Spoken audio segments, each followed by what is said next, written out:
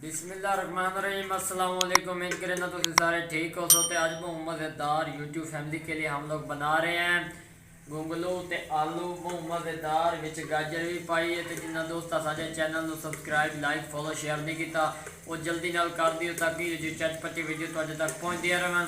तो घिओ साडा गर्म हो चुका है, विच असीं 2 प्याज पैंदे पे। बिस्मिल्लाहिर्रहमानिर्रहीम इन्हां नूं सब बरीक बरीक कर लिया है, वो असीं इहदे विच ऐड कर दिते ने। असीं हुण इन्हां नूं अच्छी तरह भुन लई तो घिओ दे विच नाल नाल तुहानूं विखाई जा तो इंशाअल्लाह तुहानूं मज़ा आएगा। भुन ला के वत असां तुहानूं इहदी शिकल विखाइने साडे नाल जुड़े रहे।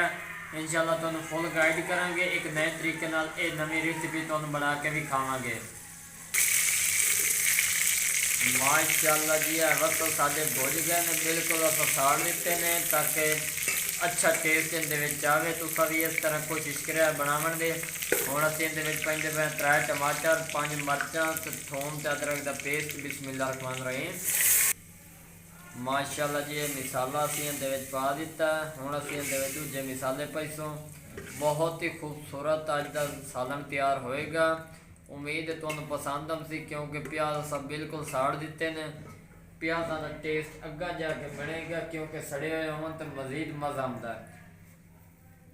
1 चम्मच साबित धनिया, आधा चम्मच गरम मसाले का पाउडर, आधा चम्मच लाल मिर्च का पाउडर, आधा चम्मच नमक पावांगे, आधा चम्मच हल्दी जाएगी। तो मसाले असें पा दिते ने। हुण असीं इहनूं अच्छी तरह मिक्स कर लैने। चेक कर लो इहदी VIP करके असीं भुन ही लैने। उस तो बाद फिर असीं तुहानूं इहदी शिकल विखाइने। साडे नाल जुड़े रहे, इंशाअल्लाह तुहानूं मज़ा आएगा। माशाअल्लाह जी चेक कर लो भुन ही बड़ी VIP जी लग गई है। चेक कर लो बहुत सोहनी ग्रेवी तैयार हुई है।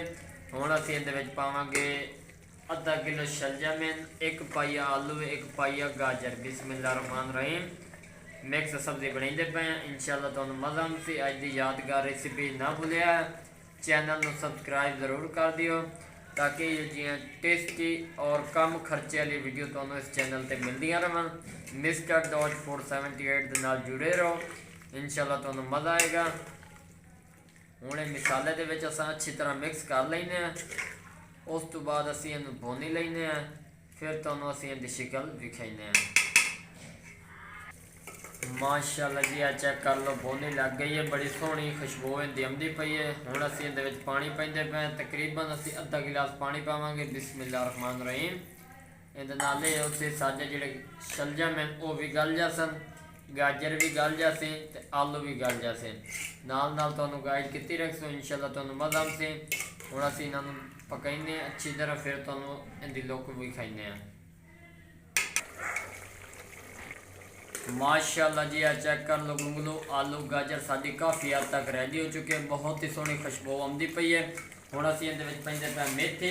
मेथी तुहानूं पता बहुत प्यारा जायका लैके आउंदी है। मेथी असीं इहदे पैंदे पे बिस्मिल्लाहिर्रहमानिर्रहीम ये पा दित्ती है। हुण असीं इहनूं इहदे विच अच्छी तरह मिक्स कर लैने। उम्मीद है ज़्यादातर तैयार हो चुका सालन। पानी भी काफ़ी हद तक खुश्क हो चुका है। 1 तो 2 मिनट का वक्फा लवांगे, उस तो बाद असीं उतार के तुहानूं विखावांगे आलू गाजर शलजम। माशाअल्लाह सुभान अल्लाह जी वेखो सालन साडा तैयार हो चुका। असीं कटेंदे पे बिस्मिल्लाहिर्रहमानिर्रहीम। चेक कर लो बहुत ही मज़ेदार उम्दा तरीके नाल तैयार किया गया फ्राई सालन मज़ेदार तैयार हो चुका है। अगर वीडियो पसंद आई हो तो चैनल को सबसक्राइब लाइक शेयर ज़रूर कर दिया ताकि ये जो लेटेस्ट वीडियो तो अजे तक पहुँचती रहन। दुआओं में याद रखें। तब तक के लिए इजाज़त चाहते हैं। अल्लाह हाफिज़।